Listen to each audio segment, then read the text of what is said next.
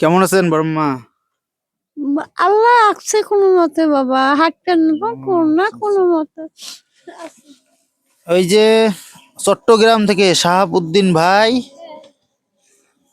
এই যে গুস্তর ব্যবস্থা করে দিছে, নাও শাহাবুদ্দিন ভাইয়ের জন্য দোয়া করবেন। আলহামদুলিল্লাহ, আলহামদুলিল্লাহ, আলহামদুলিল্লাহ, আর এই যে ইব্রাহিম ভাই, ওনার জন্য দোয়া করবেন। আলহামদুলিল্লাহ বাবা, আলহামদুলিল্লাহ।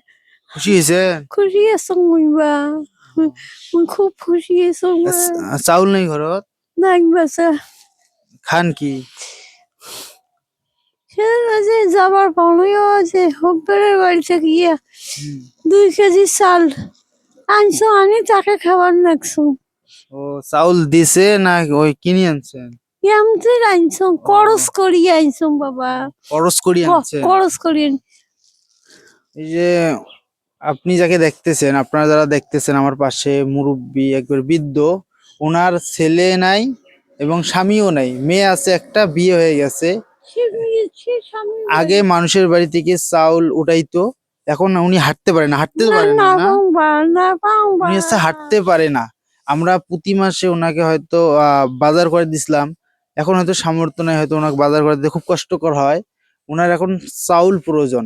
দেখেন ওনার ঘরের কি অবস্থা, এই যে এখানে এই যে রান্নাঘর, দেন কি অবস্থা, ওই রান্নাঘরের ভিতরে আবার টিউবওয়েল, দেন টিউবওয়েলের কি অবস্থা। তো আপনারা যদি 1 কেজি চাউলের টাকা দিয়ে শরিক হন এই বৃদ্ধ মায়ের জন্য, অনেক ভালো হবে, উপকার হবে ইনশাল্লাহ। আপনার জন্য দোয়া করবে। যদি কেউ ব্যবস্থা করে দেয় তার জন্য দোয়া করবেন না?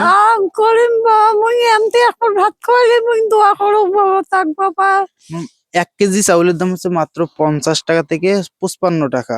আপনারা চাইলে 1 কেজি চাউলের দাম দিয়ে একজন একদিনের জন্য ওনার পাশে দাঁড়াতে পারেন 1 কেজি চাউল দিয়ে।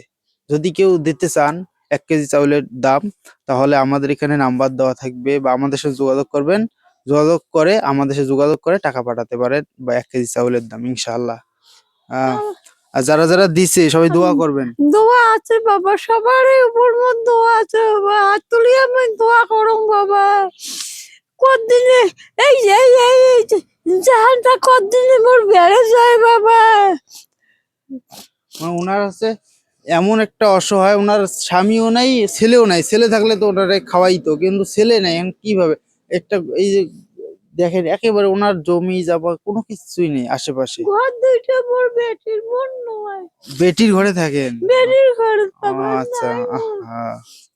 যদি কেউ সহযোগিতা করবেন ইনশাআল্লাহ, আপনারা, আমি জানি আপনারা অনেক মানবিক কাজে এগিয়ে আসেন, আশা করি এই মায়ের পাশেও এগিয়ে আসবেন। তো ঠিক আছে, ভালো থাকবেন, সুস্থ থাকবেন। যে কোনো ভিডিওতে আবার দেখা হবে। আসসালামু আলাইকুম রহমতুল্লাহ।